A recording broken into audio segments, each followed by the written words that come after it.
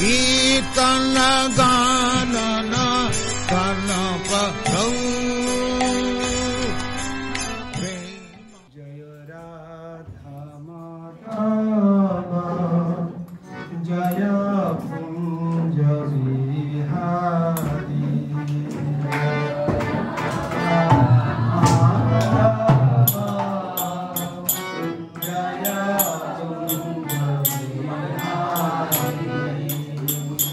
जय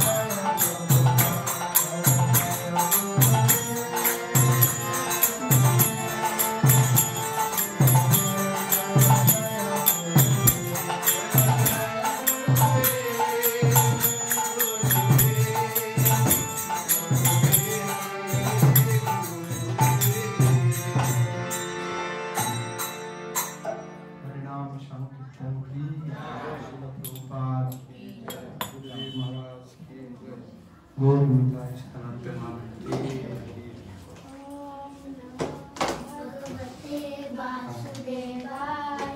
ओम नमो भगवते वासुदेवाय।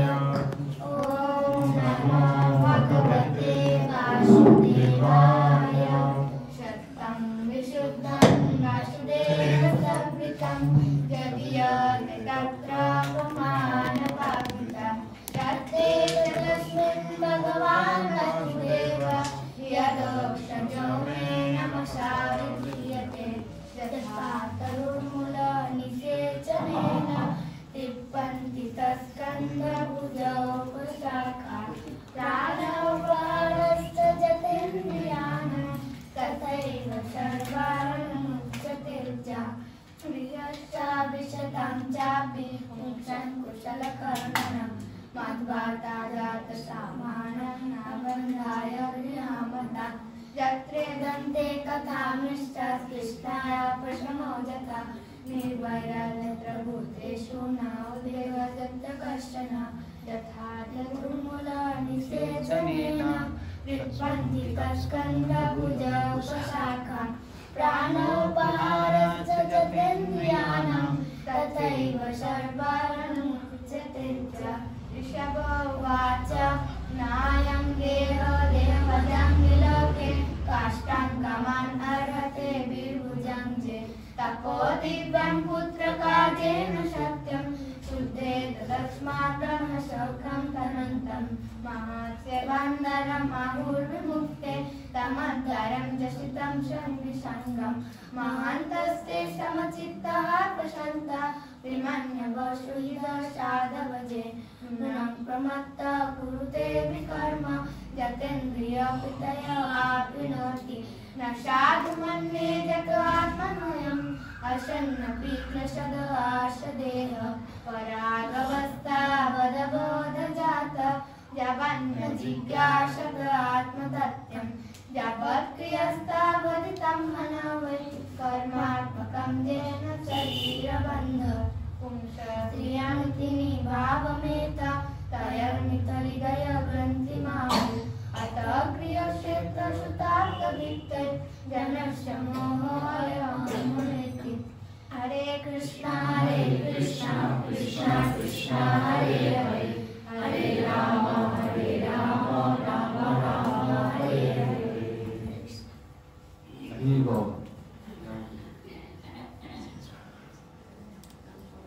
তুমি আসো, তুমি কাজ দাও। হরে কৃষ্ণ।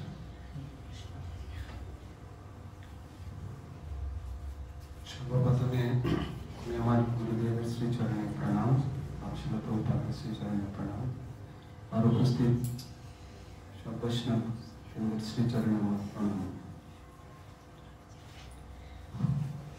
যদিও আমার কোনো যোগ্যতা নেই এইখানে ব্যাস আসনে বসে আপনাদের সামনে ভাগবত চর্চা করা, কিন্তু আমার শ্রদ্ধেয় দীনভবন প্রভু শিক্ষা গুরু আমাদেরকে আদেশ করেছেন, ওনার আদেশ পালনে আমি ব্রতী হয়েছি। তো আমি যে গত কিছুদিন ধরে যে ক্লাসগুলো হচ্ছিল, আমি কয়েকটা ভিডিও ক্লাস দেখেছিলাম। আমার সৌভাগ্য ফিজিক্যালি আসা, অপূরব মানে মনোমুগ্ধ করে একদম। আর শিক্ষণীয় প্রভুর যে প্রবচন আপনারা শুনেছেন না, অনেকগুলো ক্লাস। তো ভক্তি বৈভব প্রভু এখানেই করাচ্ছেন না, তো সেটা মাঝখানে প্রভু ব্রেক করে আমাদেরকে আবার বলছে না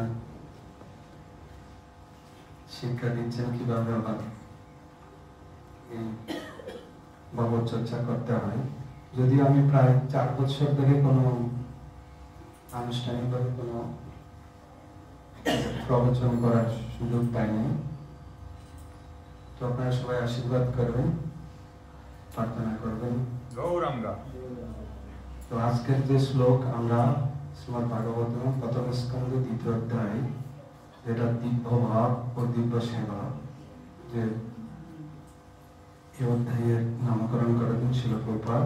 আর 21 নম্বর শ্লোকটা আমরা পরে অধ্যয়ন করব, প্রভুপাদের তাৎপর্য অধ্যয়ন করব। এবং আমার নিজের শুদ্ধিকরণের জন্য আমি যে প্রভুপাদের কিছু প্রবচন থেকে যেটা হৃদয়ঙ্গম করার চেষ্টা করছি, সেটা আপনাদের সাথে শেয়ার করব।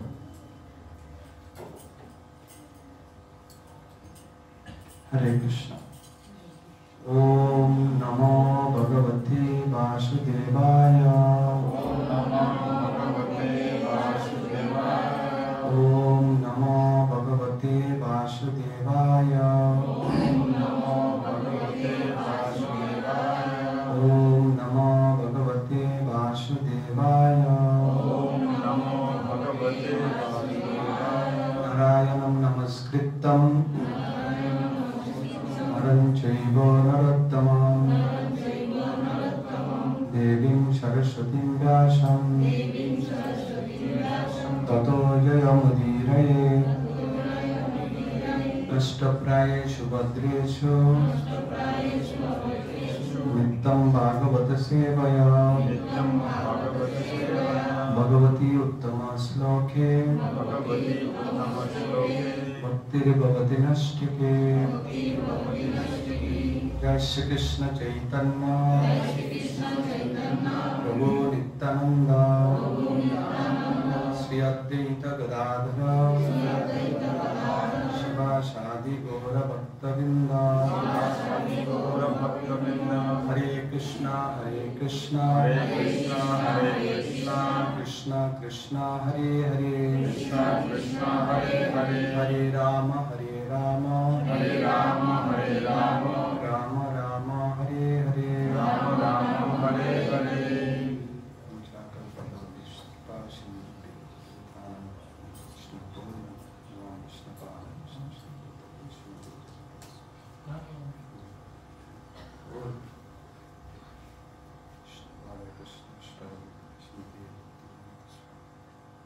नमस्ते सरस्वती देवी गौरवाणी मुखम करो दिवाचल श्री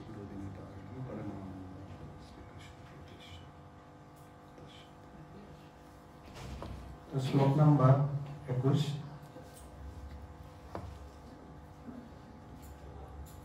विद्यते हृदय ग्रंथि सिद्धन्ते सर्व संशया। श्रियन्ते तस्य कर्माणि दृष्ट एव आत्मनीश्वरे। विद्यते हृदय ग्रंथि सिद्धन्ते सर्व संशया। श्रियन्ते च अस्य कर्माणि दृष्ट एव आत्मनीश्वरे। विद्यते हृदय ग्रंथि सिद्धन्ते सर्व संशया।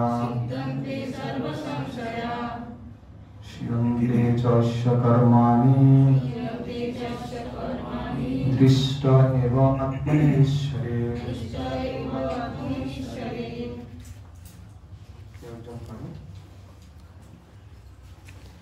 অনুবাদ। আত্মা পরমাত্মা ভগবানকে দর্শন হলে হৃদয় গ্রন্থি ছিন্ন হয়, সমস্ত সংশয় দূর হয় এবং সমস্ত কর্মফল ক্ষয়প্রাপ্ত হয়। আপনারা শুনতে পেরেছেন?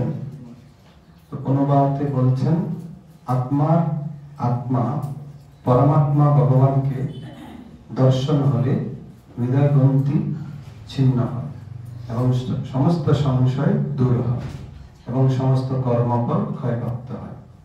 তাৎপর্য শিল প্রভুপাদ কি? তাৎপর্য শিল প্রভুপাদ লিখছেন, আমি পড়ার চেষ্টা করছি। ভগবতত্ত্ব বিজ্ঞান লাভ হলে সেই সঙ্গে আত্মাকেও দর্শন হয়। চিন্ময় আত্মারূপে জীবের পরিচিতি সম্বন্ধে অনেক কল্পনা এবং সন্দেহ রয়েছে। জড়বাদীরা আত্মার অস্তিত্বে বিশ্বাস করে না, আর জ্ঞানীরা মনে করে যে নির্বিশেষ নিরাকার অদেয় ব্রহ্ম থেকে আত্মা অভিন্ন। তারা আত্মার স্বাতন্ত্র্যে বিশ্বাস করে না। কিন্তু যারা তত্ত্বদ্রষ্টা তারা বলেন যে আত্মা এবং পরমাত্মা দুটি ভিন্ন সত্তা। তারা গুণগতভাবে এক, কিন্তু আয়তনগতভাবে ভিন্ন।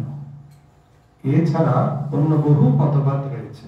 কিন্তু ভক্তিযুগের মাধ্যমে যখনই কৃষ্ণতত্ত্ব বিজ্ঞান উপলব্ধ হয়, তৎক্ষণাৎ সমস্ত কল্পনাপ্রসূত মতবাদ বিদূরিত হয়ে যায়। শ্রীকৃষ্ণ হচ্ছেন সূর্যের মতো, আর পরম তত্ত্ব সম্বন্ধে জড়বাদীদের সমস্ত জল্পনা কল্পনা মধ্যরাত্রির অন্ধকারের মতো। হৃদয় আকাশে যখনই কৃষ্ণ সূর্যের উদয় হয়, পরম তত্ত্ব সম্বন্ধে জড়বাদীদের সমস্ত জল্পনা কল্পনা তৎক্ষণাৎ বিদূরিত হয়। সূর্যের উদয়ে যেমন অন্ধকার থাকতে পারে না, তেমনি অজ্ঞানের গভীর অন্ধকারে লুকিয়ে থাকে যে সমস্ত আপেক্ষিক সত্য, তা পরমাত্মা রূপে সকলের হৃদয়ে বিরাজমান শ্রীকৃষ্ণের কৃপায় প্রকাশিত হয়ে পড়ে। ভগবদ্গীতায় 10:11 ভগবান বলেছেন যে তার শুদ্ধ ভক্তের প্রতি তার বিশেষ কৃপা প্রদর্শন করে তিনি তাদের হৃদয়ে বিশুদ্ধ জ্ঞানের আলোকবর্তিকা জ্বালিয়ে তাদের হৃদয়ের সংশয়রূপী সমস্ত অন্ধকার বিদূরিত করেন। তাই যেহেতু তিনি নিজেই তার ভক্তের হৃদয়কে আলোকিত করেন, তাই তার সেবা করেন ভক্তের অজ্ঞানের অন্ধকারে পড়ে থাকা কোনোই প্রশ্ন ওঠে না। তিনি পরম সত্য এবং আপেক্ষিক সত্য সম্বন্ধে সবকিছু অবগত হন। ভক্ত কখনোই অজ্ঞানের অন্ধকারে আচ্ছন্ন থাকতে পারে না, এবং যেহেতু ভগবান নিজে তাকে জ্ঞান দান করেন, তাই তার জ্ঞান অবশ্যই পূর্ণ। কিন্তু যারা তাদের সীমিত জ্ঞানের মাধ্যমে অসীম এবং অনন্ত পরম তত্ত্বকে জানবার জন্য জল্পনা কল্পনা করে, তারা কোনোদিনই তাকে জানতে পারে না। যথার্থ জ্ঞানকে বলা হয় পরম্পরা, অর্থাৎ যে জ্ঞান শ্রদ্ধা সমন্বিত শরণাগতির মাধ্যমে গুরু শিষ্যের পরম্পরায় অবরোহ পন্থায় লাভ হয়। পরমেশ্বর ভগবানের পরম ঈশ্বর তত্ত্ব অস্বীকার করে তাকে কখনো জানা যায় না। এই ধরনের অবিশ্বাসীদের কাছে তিনি কখনো নিজেকে প্রকাশ করেন না। একটি আগুনের স্ফুলিঙ্গ যেমন আগুন থেকে বেরিয়ে এলে তার দহন শক্তি হারিয়ে ভস্মে পরিণত হয়, ঠিক তেমনি অনুসদৃশ জীব পরমেশ্বর ভগবানের থেকে বিচ্ছিন্ন হয়ে পড়লে মায়ার কবলিত হয়। ভক্তরা বিনীত এবং তাই দিব্য জ্ঞান অবলোহ পন্থা তাদের কাছে নেমে আসে। এই পন্থায় পরমেশ্বর ভগবান শ্রীকৃষ্ণ প্রথমে জ্ঞান দান করেন ব্রহ্মাকে, তারপর ব্রহ্মা তার পুত্র এবং শিষ্যদের সেই জ্ঞান দান করেন। এইভাবে গুরু শিষ্য পরম্পরার ধারায় এই জ্ঞান প্রভাবিত হয়।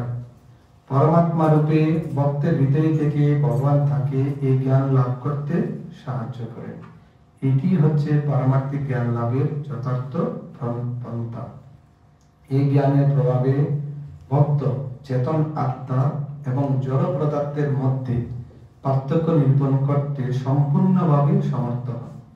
কেননা যে গ্রন্থি দ্বারা চেতন আত্মা ও জড় পদার্থ আবদ্ধ ছিল, ভগবান স্বয়ং তা ছেদন করেন। এই গ্রন্থিটিকে বলা হয় অহংকার, এবং তার ফলে জীব মহাচ্ছন্ন হয়ে জড় উপাদানের সমন্বয়ে গঠিত তার দেহকে তার স্বরূপ বলে মনে করে। যখন এই গ্রন্থি ছিন্ন হয়, তখন সমস্ত সংশয় বিদূরিত হয়। তখন জীব তার প্রভুকে দর্শন করতে পারে এবং সর্বতভাবে তার অপাকৃত প্রেমময়ী সেবায় যুক্ত হয়। তখন তার সমস্ত কর্মবন্ধন ছিন্ন হয়। জড়জগতে জীব নিজেকে তার কর্মের ভোক্তা বলে মনে করে জন্ম জন্মান্তরে তার পাপ ও পুণ্য কর্মের ফল ভোগ করে। কিন্তু যে মুহূর্তে সে পরমেশ্বর ভগবানের সেবায় যুক্ত হয়, তৎক্ষণাৎ সে কর্মবন্ধন থেকে মুক্ত হয়। তখন তার কর্ম আর কোনো ফল প্রসব করে না। শিল প্রভুপাদ কি জয়।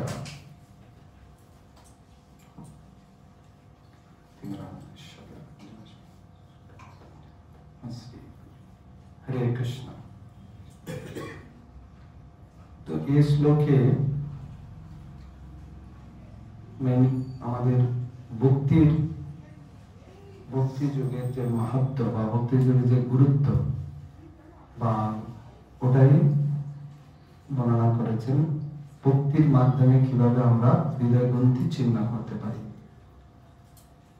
আমি এখানে দুটা, একটা যেটা হৃদয় গ্রন্থি, সেই বিষয়ে আমরা কিছু আলোকপাত করার চেষ্টা করবো। প্রভুপাদের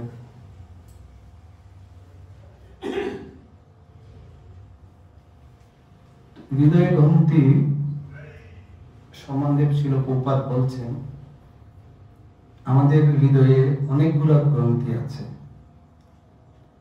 যেটাকে ইংরেজি থেকে বলেন না, এই গিফটগুলা বা গ্রন্থিগুলা কি, আমরা প্রথমে সেটা জানার চেষ্টা করি। প্রথমে শিল প্রভুপাদ ওনার বলছিলেন যে আমাদের স্ত্রী পুরুষের যে আকর্ষণ বা মিলন, সেটা প্রথম আমাদের গ্রন্থি। এরপরে আসছেন বাড়ি বা জমি, এরপরে আসছেন সন্তান বা টাকা পয়সা, এই সবগুলো এক একটা গ্রন্থির সাথে শিল প্রভুপাদ তুলনা করেছেন। এগুলো আমাদেরকে আমরা নিজেরাই তৈরি করি এবং আমরা নিজেরাই আমাদের কর্মবন্ধনে আবদ্ধ হই, এবং এভাবে কর্মবন্ধনে আবদ্ধ হয়ে জন্ম জন্মান্তর ধরে আমরা এই কর্মফল অনুযায়ী আরেকটা দেহ, জড়দেহ গ্রহণ করি। এভাবে আমাদের চলতে থাকে আমাদের জন্ম জন্মান্তরে এই চক্র, জন্ম মৃত্যুর চক্রে আমরা আবদ্ধ হয়ে থাকি। তো জীব, আমরা আত্মা, আমরা সবাই জানি আমরা হচ্ছে ভগবানের অংশ, কিন্তু আমরা সূক্ষ্ম আর স্থূল যে শরীরের মধ্যে বদ্ধ হয়ে আছে, কারণ বিভিন্ন রকমের আসক্তি। এই গ্রন্থির ব্যাপারে শিল প্রভুপাদ আরো বলছেন যে ইভেন আজকাল যে আমাদের বৈজ্ঞানিকেরা বা সায়েন্টিস্টরা যেভাবে চেষ্টা করছেন বিভিন্ন গ্রহে যাওয়ার জন্য, লক্ষ লক্ষ টাকা খরচা করছে, বিভিন্ন গ্রহে গিয়ে কি করবে, শিল প্রভুপাদ জিজ্ঞেস কি করবে, ওখানে কি থাকবে? আর আমাদের যে জড় শরীর, সেটা ওখানে থাকার উপযুক্ত নয়, কিন্তু ওটাও এক রকমের ইন্দ্রিয় তৃপ্তি। ওনারা ওখানে যাওয়ার চেষ্টা করছেন এবং ওনাদের নাম যশ খ্যাতি হবে, এসে এখানে আবার ওখানে গেলেও ওইসব গ্রহে গিয়ে উনি আবার ওনার দেশ কোনটা সেটা খুঁজে বেড়াচ্ছেন, ওখান থেকে ওখানে থাকার জন্য ওনারা যাচ্ছেন। তো এইভাবে ওনারা নিজেদের ইন্দ্রিয় তৃপ্তির একটা ব্যবস্থা করেছেন, যেটাও একটা গ্রন্থি বলছেন। এইভাবে ওনারা আরো জড়জগৎ আরো জড়িয়ে পড়ছেন। তো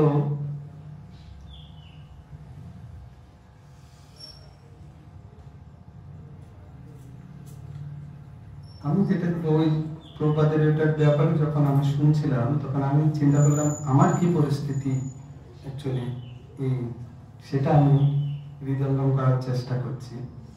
তো বাহারাইনে আমরা একটা অনেকদিন আগে একটা ক্লাস শুনেছিলাম, আমাদের সার্বভৌম প্রভু ক্লাস দিচ্ছিলেন। উনি এখানে একটা গল্প আকারে আমাদেরকে বুঝাচ্ছিলেন যে একজন সাধারণ লোকের সাথে নারদ মুনির সাথে দেখা হয়ে গেল। তো নারদ মুনিকে যখন দেখলেন, স্বাভাবিক সবাই জানে নারদ মুনি এক গ্রহ থেকে অন্য গ্রহে ঘুরে বেড়ায়, হ্যাঁ, তারপর বৈকুণ্ঠতে, গোলক বৃন্দাবনে, ওনার জন্য সব জায়গায় পাসপোর্ট ভিসা সব রেডি থাকে, কোথাও নারদ মুনির জন্য দরকার হয় না। শিল প্রভুপাদ এক জায়গায় শুনছিলাম, উনি বলছিলেন এই যে জড়জগতের যে ব্যবস্থা, এক দেশ থেকে এক দেশে যাওয়ার জন্য পাসপোর্ট ভিসা বা ইমিগ্রেশন, এগুলো উনি বলছিলেন এগুলো হচ্ছে এনিমাল, কি বললো উনি, পশু ইয়ের ব্যবস্থা, এটাকে সিভিলাইজেশন, কুকুরের সাথে উনি তুলনা করেছেন। একটা কুকুরের জায়গা উনি ঘিরে রাখবে, কুকুর যদি অন্য জায়গায় আরেকটা কুকুর আসতে চায় তো ঘেউ ঘেউ করবে। তোমরা আমেরিকান ভাষীরা ইমিগ্রেশন মানে হচ্ছে এই ব্যবস্থা, মানে আমার জায়গায় আসতে পারবে না, আসলে আমি কামড় দেব, ঘেউ ঘেউ ডিপার্টমেন্ট। এগুলো কোনো কোনো উন্নত কিছু নয় মানুষ। কিন্তু আধ্যাত্মিক জীবনের যে একটা দেশ থেকে আরেক দেশে যাওয়ার কথা দূরে থাক, একটা গ্রহ থেকে অন্য গ্রহ যেতে গেলেও এরকম কোনো পাসপোর্ট ভিসার দরকার হয় না, শুধু সাধনার দরকার, যেটা আমরা নারদ মুনির জীবনীতে আমরা পড়ব সামনে। এখন তো ভাগবতম হচ্ছে, আর সবাই আপনারা পড়েছেন। তো উনি সব জায়গায় যেতে পারেন। তো উনি ওনাকে দেখে উনি বললেন, জিজ্ঞেস করলেন আমার মতন একজন, আমি এই মনে করি, তো কোথায় যাচ্ছেন না মুনিবর? তো উনি বললেন, হ্যাঁ আমি এখন গোলক বৃন্দাবনে যাব আমার প্রভুর সাথে দেখা করতে। তখন উনি বললেন, প্লিজ আমাকে একটু নিয়ে চলেন না। ওনার কৃপা হয়ে গেল। নারদ মুনি যে কোনো কাউকে কৃপা করতে পারেন, সাধুরা আপনারা জানেন, ভাগবত আমরা পাচ্ছি, উনি যখন তখন যেখানে সেখানে গিয়ে প্রজাতিদের হাজার হাজার মানে সন্তানকে একসাথেই কৃপা করে দিল, যাও তোমরা এখন ব্রহ্মচারী হয়ে যাও। তো ওনার কৃপা হয়ে গেল, চলো। তো ওনার সাথে সাথে, তো সে কি এখান থেকে আর কি মায়াপুর থেকে আর কলকাতা তো নয়, এটা সে অনেক দূর। তো নারদ মুনির পিছন পিছন যেতে যেতে উনি পৌঁছলো গোলক বৃন্দাবনের দরজায় গিয়ে পৌঁছলেন। এখন নারদ মুনি তো গেল, সাথে সাথে ওনারা ওনার জন্য তো ওপেন, সাথে সাথে ওনারা চিনতে পেরেছে গেট কিপার যারা আছে, জয় বিজয় বা যারা ওখানে ভগবানের সেবায় আছেন, ওনারা দরজা খুলে দিলেন, নারদ মুনি ভিতরে চলে গেল। দরজা অটোমেটিক বন্ধ হয়ে গেল, উনি তো ঢুকতে পারলেন না, উনি বাইরে বসে গেল। তো কিন্তু গোলক ধাম সেটা হচ্ছে চিন্তামণি ধাম। ওখানে আমরা ব্রহ্ম সংহিতাতে পাচ্ছি যে ব্রহ্মা বর্ণনা করেছেন গোলক বৃন্দাবনের কি পরিস্থিতি। তো ওখানে কল্পবৃক্ষ আছে, উনি একটা বৃক্ষের নিচে বসেছেন, খুব সুন্দর বাতাবরণ ওখানে, শাস্ত্র বর্ণনা অনুযায়ী। তো উনি ওখানে চিন্তা করছে, অনেক দূর থেকে আসছে, তো ওনার হাত পা বা খুব ক্লান্ত হয়ে গেছে। উনি মনে মনে চিন্তা করছেন, একটা যদি মনে খাট বা বিছানা হয়ে যেত তাহলে একটু আরাম করতাম। আর উনি চিন্তা করতেই সুন্দর একটা খাট এসে উপস্থিত, একদম ছোট সুন্দর সাজানো, হ্যাঁ বাহ, দেখে অবাক, মাঝে শুয়ে পড়লেন। তারপর সে চিন্তা করছে, আবার মানে চিন্তা আসলো, আরে এই এখন যদি একটু সুগন্ধি তেল দিয়ে কিছু কেউ যদি আমার পাটা একটু মালিশ করে দিত তাহলে তো খুব আরাম হতো। সাথে সাথে তাও চিন্তা, দুজন অপ্সরা এসে গেছে সুগন্ধি তেল নিয়ে, ওনার চরণ মালিশ করা শুরু করে। হ্যাঁ, ওনার তো এখন আর কি একদম নিদ্রায়, যোগ নিদ্রায় আছে, নিদ্রার মধ্যে আছে, সেবা চলছে। হঠাৎ ওনার মনে পড়ল, আর এই অবস্থায় যদি আমার ধর্মপত্নী আমাকে দেখে তাহলে ঝাড়ু পিটা করবে, কি বলেন? সাথে সাথে দেখছে ওনার ওয়াইফ এসে গেছে ঝাড়ু দিয়ে, আর উনি ওখান থেকে বিছানা থেকে উঠে দৌড়াচ্ছে আর পিছনে ঝাড়ু দিয়ে দাঁড়াচ্ছে, ঝাড়ু পিটা হল। এই করতে করতে ঘুরতে ঘুরতে উনি ক্লান্ত হয়ে গেছে। নারদ মুনি ভগবানের সাথে ওনার যে মিটিং ছিল, সে মিটিং সেরে বেরিয়ে আসলো। আরে কি হলো কি হলো, তুমি কোথায় দৌড়াচ্ছ? বলে দেখুন পিছিয়ে আমার বউ ঝাড়ু নিয়ে আসছে আমাকে পিটা। তো নারদ মুনি বললে, আরে মূর্খ, এই গোলক বৃন্দাবনে এসে তোর কাছে ঝাড়ু আর বউয়ের কথা মনে পড়লো? তুই যদি ভগবানকে প্রার্থনা করতিস তাহলে আজকে ভগবান ধামে চলে যেতে পারছিল, এখানেই থেকে যেতে পারতিস। তো আমরা তো শাস্ত্রে বলছি যে মানে সবাই আমরা জানি, শ্রী গৌর মন্ডল ভূমি যে বা জানে চিন্তামণি তার হয় ব্রজভূমি। আমি চিন্তা করছি আমার উপর অশেষ কৃপা হয়েছে, নারদ মুনির প্রতিনিধি ছিল জয়পতাকা স্বামী গুরু মহারাজের, উনি আমাকে মরুভূমি থেকে এখানে নিয়ে আসলো চিন্তামণি ধামে। তো চিন্তামণি ধামে এসে আমি কি করছি সেটা জিজ্ঞাসা মনে, আমার নিজের এটাই হচ্ছে মনের কাছে এটাই প্রশ্ন, আমি কি করছি এখানে? তো আমি যেভাবে চিন্তা করছি সেভাবে ফল পাচ্ছি। প্রভুপাদ তাৎপর্য বারবার লিখছেন যে ভগবানের যে অশেষ করুণা, যারা এই ভক্তিপদে ভক্তি বা যোগ অবলম্বন করছে তারা এই গ্রন্থি অনায়াসে ছিন্ন করতে পারে। কিন্তু আমার মতন যদি এরকম ভক্তি হয় তাহলে তো সে ঝাড়ু পিটায় আমার কপালে আছে। তো না, এটা হচ্ছে আমার সেই দুরবস্থার কথা আপনাদের কাছে বললাম।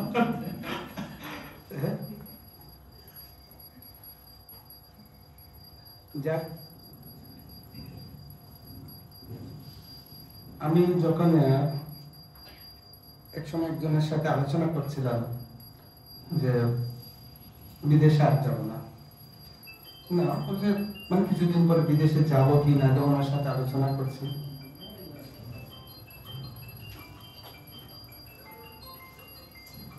তো প্রভুজি আমাকে এমন একটা সেন্টেন্স বলল, সেটার সাথে এটার অনেক সংযোগ আছে। উনি বললেন, আপনি যদি কোথাও যাত্রায় গেলেন, কোথাও বেড়াতে যাচ্ছেন, বা আপনার যাত্রা কোথাও, বা অযোধ্যা যাচ্ছেন, আমরা কিছুদিন আগে অযোধ্যা ঘুরে আসলাম আপনাদের কৃপায়। তো আপনার কাঁধে দুটা ব্যাগ, পিঠে একটা, হাতে দুটা, কেমন হবে যাত্রাটা? কিরকম কেমন হবে? দুর্বিষহ হবে। তো উনি বলছেন যত ব্যাগ কম হবে তত আপনার যাত্রা মঙ্গলময় হবে। তো সাধুরা সোজা বলে না তো,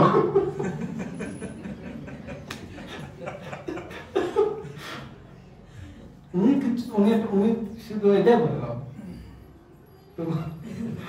মায়াপুরে বলেছে। তো আপনারটা আপনি বুঝে নেন।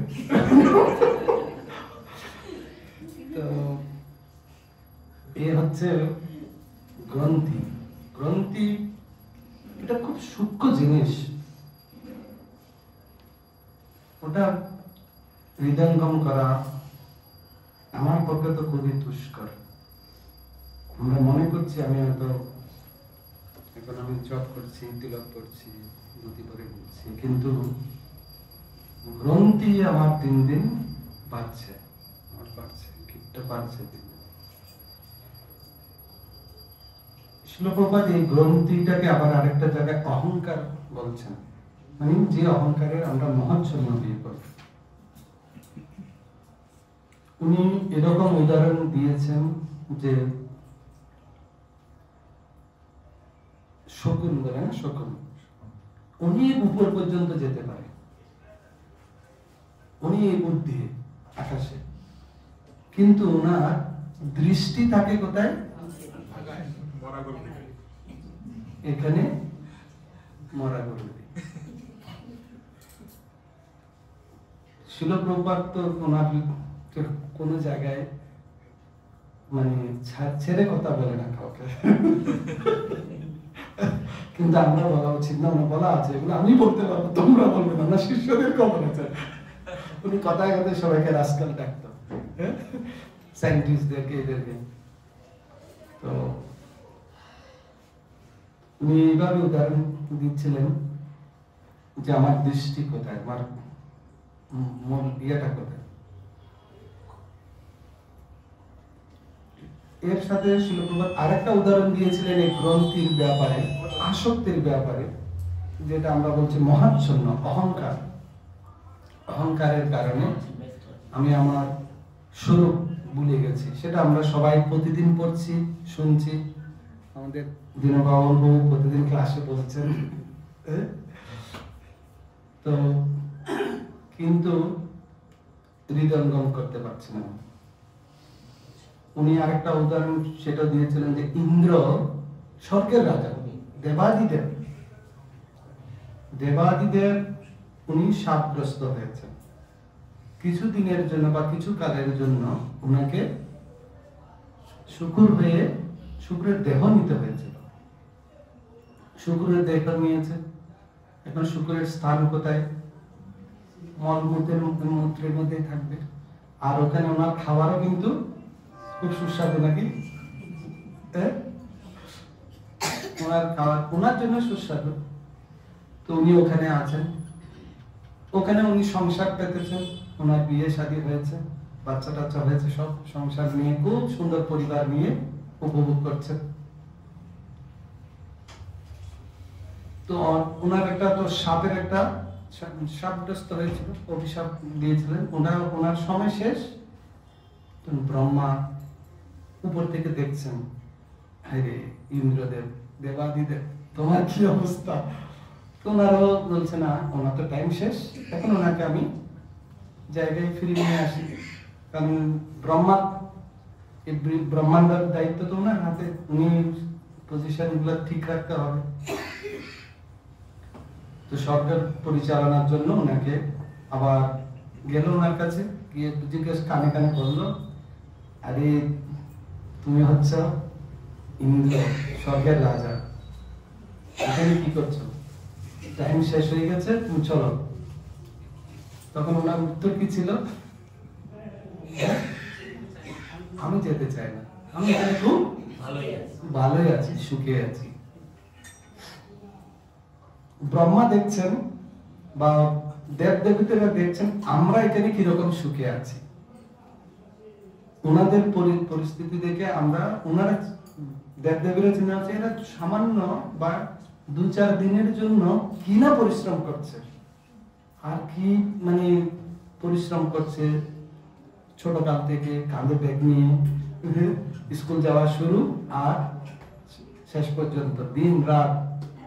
প্রভু জানেন ওনার বিদেশে ছিলেন আমাদের সাথে, কি পরিশ্রম, কি মানে কিরকম টেম্পারেচার কত থাকতো আমাদের ওখানে?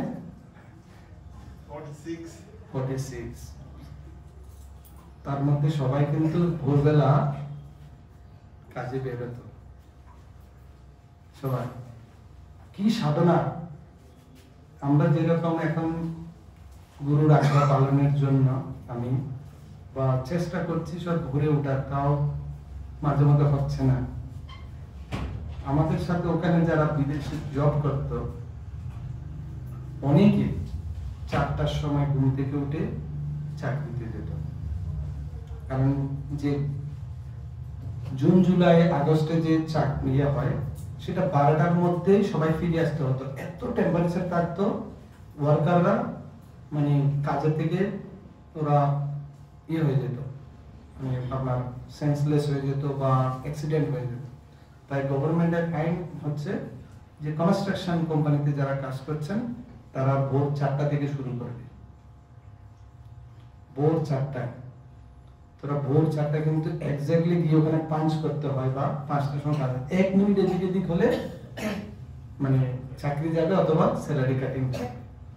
তো কিরকম অস্টারিটি, ওরা কম করে নাকি অস্টারিটি? শুধু আমরা ওরা সাধারণ মধ্যে এক্সপার্ট, সবাই জোরে জোরে অনেক সাধনা হয় কিন্তু অ্যাকচুয়ালি মানে আমাদের যারা এখান থেকে যারা গুরু মহারাজ ওনার একটা ক্লাসে বলছিলেন এই মানে নবদ্বীপ থেকে বা আমাদের কৃষ্ণনগর থেকে কলকাতায় গিয়ে প্রতিদিন যায়, চাকরি করে, ট্রেনে গিয়ে যাবে, ওখানে চাকরি করবে, চাকরি করে আবার রাত্রে ফিরে আসবে, সকালে কম করে 4টা-5টার সময় উঠতে হয়, 7টার সময় গিয়ে বা ওকে ট্রেন ধরতে হয়, 9টা-10টা গিয়ে কলকাতায় পৌঁছে চাকরি শেষ করে ঘরে আবার সেই 7টার সময় ট্রেন ধরবে, সেই ভিড় বা সবার অভিজ্ঞতা আছে, সেই মধ্যে আসবে 10টা-11টার সময় ঘরে ঢুকবে, সে আবার সকালবেলা বেরিয়ে যাবে।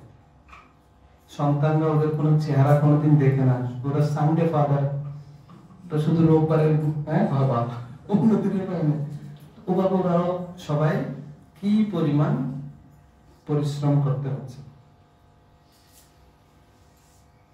তো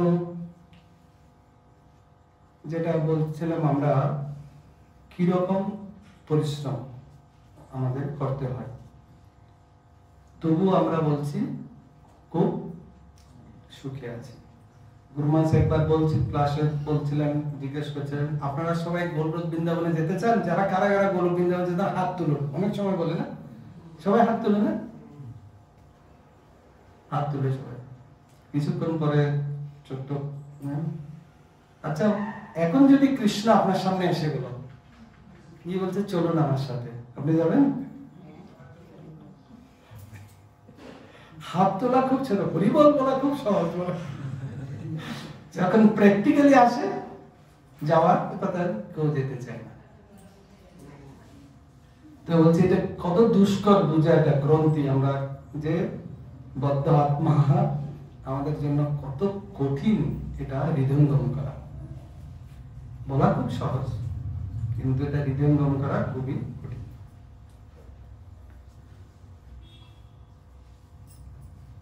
তো এই ব্যাপারে আমরা ভক্তি রসামৃত সিন্ধুতেও বর্ণনা করা আছে যে এই জড় কলুষ অত্যন্ত সূক্ষ্ম ব্যাপার, এই যে গ্রন্থি খুব সূক্ষ্ম জিনিস, এটা সহজে এটা হচ্ছে কোথায় সূচনা, এটার ফলনটা কি, পরিণামটা কি হবে, এই দুঃখের যে দুঃখ রূপে যে তার ফল ভোগ করা, সেটার যে কি যে বিশাল একটা শৃঙ্খল বা চেইন, এটা এর কোনো অন্ত নেই, কোথায় শুরু কোথায় শেষ। ভক্তি রসামৃত সিন্ধুতে এই কথা বর্ণনা করছেন, এটা খুবই দুষ্কর এই জিনিসটা বোঝা। তাহলে কি আমরা হাত পা গুটিয়ে বসে থাকবো না? এই শ্লোকে তাৎপর্যে এবং শ্লোকে বলছেন যদি আমরা ভক্তিযোগের মাহাত্ম্য কেন বলছেন যে কৃষ্ণের চরণে যদি আমরা আশ্রয় গ্রহণ করতে পারি, কৃষ্ণের যদি আমরা শ্রবণ করতে পারি, কৃষ্ণ কথা আমরা 15 নম্বর শ্লোকটাতে দিয়েছেন যে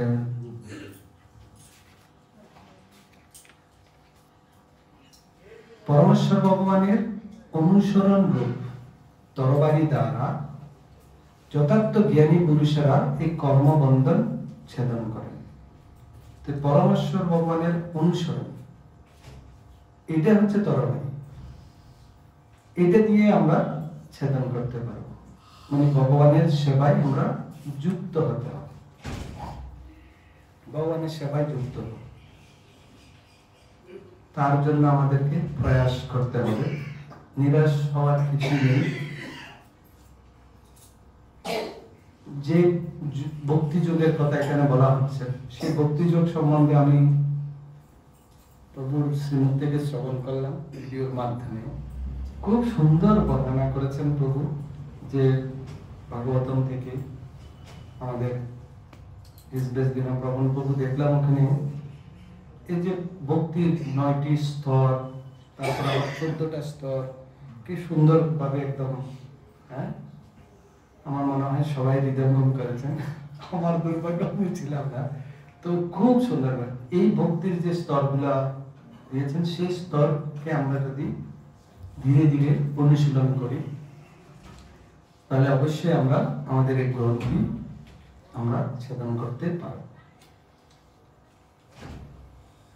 শিল প্রভুপাদ একটা উদাহরণ দিয়েছেন এই ব্যাপারেও, যেমন কাঁচা ছোলা, ওটাকে ভিজিয়ে রাখলে জলের মধ্যে কি হয়? হ্যাঁ, সাইজ বড় হয়, আর কিছু হয় না,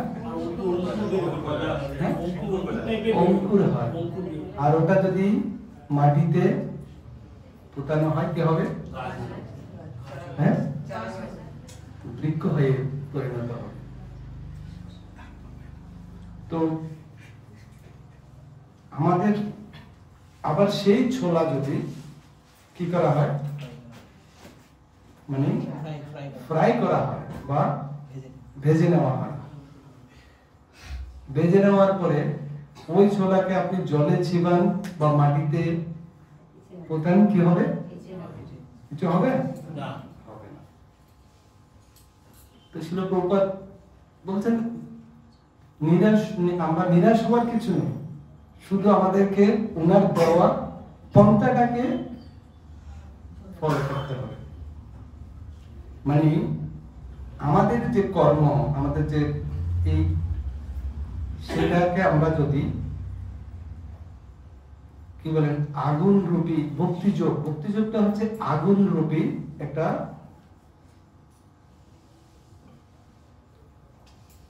আগুন রূপী এর মধ্যে যখন ওটাকে ভাজা হবে, ফ্রাই করা হবে, ভক্তিযোগে আগুনের সাথে তুলনা করেছে, তখন আমাদের ভক্তিযোগে যদি আমরা অবলম্বন করি, সেই মানে আমাদের মধ্যে যত রকমের অনর্থ আছে বা গ্রন্থিগুলো আছে, সেগুলা অটোমেটিক জলে মানে পুড়ে ভস্ম হয়ে যাবে, এবং আমরা অবশ্যই ভগবানের ধামে ফিরে যেতে পারব। তো শিল প্রভুপাদ গ্যারান্টি দিয়েছেন, এরকম বলেছেন। একটা ওনার যে শিষ্যরা, উনি প্রবচন করছেন, প্রবচনের পরে প্রভুপাদ বলছেন, মানে তোমরা 100% সাধন ভজন, মানে গীতা ভাগবতম পড়া, জপ করা, খুব 100% ভক্তিতে আমরা যদি শুদ্ধ ভক্তি করি, তাহলে ভগবত হয়ে যাবে না? তখন ওনার শিষ্যদের মধ্যে কয়েকজন বলছে, প্রভুপাদ এটা তো আমার দ্বারা হবে না। তো প্রভুপাদ বললেন, কত পার্সেন্ট? 90%। তোমরা 90% করো। তখন আবার 90% করবো, আমার দ্বারা হবে না। তাহলে বলছেন 80%। 80% বলছে, 80% তার সে রূপবত দেয়া শাসন থেকে নেমে হাঁটা শুরু করেছে। চাদরটা নাকি ওনার মানে ফ্লোরে গড়িয়ে যাচ্ছেন এই সময়, ছিল জাস্ট চাদরটাকে এরকম রেখে হাঁটছেন। পিছন পিছন আবার গেছেন ডিসকাউন্টের জন্য। আমরা সবাই ডিসকাউন্টের জন্য খুবই উৎসাহী না, যে দোকানে দেখি ডিসকাউন্ট দেবে সেখানে গিয়ে আমরা মার্কেটিং করবো। 100% পে কেউ করতে চায় না। আরে জগতে করতে চায় না, আধ্যাত্মিক জগতে করবো নাকি? তো চেষ্টা করলাম, কিছু দূর হেঁটে যাওয়ার পরে ফাইনাল কি বললো, 70% তোমাদেরকে চর্চা কি হতে হবে, শুদ্ধ ভক্তি করতে হবে। এই বলে চাদরটাকে টেনে বোধহয় ভিতরে চলে গেল 70% পর্যন্ত। তারপরও অনেক আমি আরো উনি বলেছিলেন যদি যদি এরপরেও যদি এই ভক্তি করার পরেও যদি আমি ভগবদ্ধামে যেতে না পারি, উনি আরেকটা জায়গায় মন্তব্য করেছেন, আমি থাকবো পিচের দরজা দিয়ে তোমাকে এন্ট্রি দেবো। তো আমাদের জন্য গুরুদেব, গুরু পরম্পরা এই মানে তাৎপর্য উল্লেখ করেছেন। আমরা অবরহ পন্থায় এই শাস্ত্র জ্ঞান গ্রহণ করা উচিত, যেটা হচ্ছে পরম্পরার ধারায়। তো আমাদের পরম্পরার ধারার মধ্যে যদি আমরা থাকি, সেই গুরুদেবের কৃপায় গুরু গৌরাঙ্গ বা শিল প্রভুপাদ আমাদেরকে ভগবদ্ধামে নিয়ে যাওয়ার দায়িত্ব ওনাদের কাছে। শুধু আমরা ওনাদের যে আদেশ বা ওনারা যে আমাদেরকে উপদেশ দিয়েছেন সেটাকে মান্য করার চেষ্টা করা। তো আমরা যেটা বলছিলাম, আমরা দুটা ভাগে শ্লোকটার তাৎপর্যটাকে আমি পরিবর্তন করার চেষ্টা করলাম। একটা হচ্ছে কি কি আমার মধ্যে অনর্থ আছে বা আমার গ্রন্থিগুলো কি, অনেকগুলো আমি দেখতে পেলাম আমার মধ্যে হাজার হাজার গ্রন্থি, এই জনম জনমের গ্রন্থি, এই জন্ম হাজার হাজার, এই ভক্তিপথে আসার পরও আরো গ্রন্থি আমি মানে কি নাট দিচ্ছি, গিফট দিচ্ছি নাকি না। তো পরবর্তী দেখলাম হ্যাঁ তাহলে এখান থেকে বের হওয়ার রাস্তা কোথায়, ওটাও এই শ্লোকের তাৎপর্য বলছেন। রাস্তা তো আছে, পন্থা সব আছে, এখন আমি কতটুকু এটাকে ধীরতার সাথে, বিশ্বাসের সাথে এটাকে আমি গ্রহণ করছি। ভগবান স্বয়ং বলেছেন, যেটা শেষ শ্লোকে সর্বধর্ম, শেষ শ্লোক না, এই মেইন শ্লোক যেটা ভগবদ্গীতার, সর্বধর্ম পরিত্যাজ্য মামেকং শরণং ব্রজ। এরপরে কিন্তু আরেকটা কথা বলেছে, অহংকাম সর্বপাপভ্য মোক্ষয়ামি মা শুচ। এই মা শুচের মধ্যে আটকে পড়ে গেলাম। আমার যেটা ধারণা, আমার সংশয়, আমার তো অনেক সংশয়। ভগবান বলেছেন সংশয় যদি থাকে হবে না, তোমার কোনো গতি নেই। আমার তো সংশয় রয়ে গেছে। সাধারণত গুরু মহারাজ বলেন মাতাজিদের সংশয় কম, প্রভুদের সংশয় বেশি। সেই জন্য সব জায়গায় মাতাজিরা অনেক ভক্তিতে ক্লাসে সব জায়গায় মাতাজিরা বেশি থাকে, প্রভুদের সংশয় একটু বেশি, অহংকার। গুরু মহারাজ সেজন্য মাতাজিদেরকে খুব, আমার অনেক সংশয়, কিন্তু এই সংশয় যদি থেকে আমি বেরিয়ে আসতে পারি, সেরকম হচ্ছে কিভাবে মাতাজিদের কথা আসলো বলে আরেকটা বিষয় আমার কাছে আর 5 মিনিট আছে। এক সাধু প্রবচন করছেন, তো প্রবচনে উনি গ্রামের মাতাজি প্রভুজিরা সবাই শ্রবণ করতে যায়। একজন তো প্রবচন উনি বারবার বলতেন, এই যে ভগবত ভক্তি করলে বা হরির নাম করলে যে তুমি ভব সমুদ্র পার হয়ে যেতে পারবে, হরির নাম করে ভব সমুদ্র পাড়ি দিতে পারবে। প্রতিদিন শ্রবণ করে সবাই। একদিন ওই দিন খুব ঝড় তুফান আসলো, প্রবচন আছে, ঝড় তুফান খুব বেশি।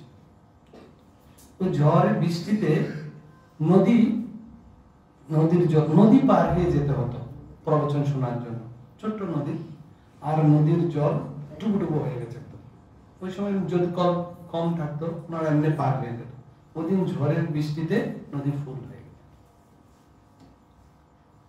তো সাধু বাবা মনে করেছে আজকে এই ঝড়ের মধ্যে আমার সেই প্রবচন শুনতে কে আসবে। উনি মোটামুটি ওনার কল্পিত বুঝিয়ে শোয়ার ব্যবস্থা করছেন। এই সময় উনি দেখলো ওনার এখানে টক টক টক টক করছে, দেখছেন একজন বাইরে একজন মাতাজি আসলো, বলছে আজকে প্রবচন হবে না। উনি মাথায় হাত, এত ঝড় তুফানের মধ্যে প্রবচন শোনার জন্য আসছেন। উনি প্রবচনের কথা বাদ দিচ্ছেন, উনি বলছেন তুমি এই ঝড় তুফানের মধ্যে বৃষ্টির মধ্যে কিভাবে আসলে? তো বলছেন বলে আমি নদীর জল তো অনেক, উনি বুঝতে পারছেন নদীতে অনেক জল ছিল, কাপড় টাপড় মানে উনি ছাতা নিয়ে কাপড় টাপড় তেমন ভিজে নেন। উনি চিন্তা করছে কিভাবে আসলে, তুমি কিভাবে আসলে? বলে আমি নদীর উপরে হেঁটে চলে আসছি। উনি তো আরো হ্যাঁ তুমি হেঁটে চলে আসছো নদীর উপর দিয়ে জলের উপর? হ্যাঁ হেঁটে চলে আসছি। তুমি বলতে আপনি আশ্চর্য, আবার কি আছে? আপনি তো আপনার ক্লাসে তো সবসময় শুনতাম যে মানে হরির নাম করে সমুদ্র পারে, আমি তো সমুদ্র পাড়ে দিই নাই, আমি শুধু একটা নদীতে পাড়ে দিয়ে আসলাম, দুই পা দিয়ে বেরিয়ে আসলাম। প্রবচক আমার মতো বিশ্বাস হয় না,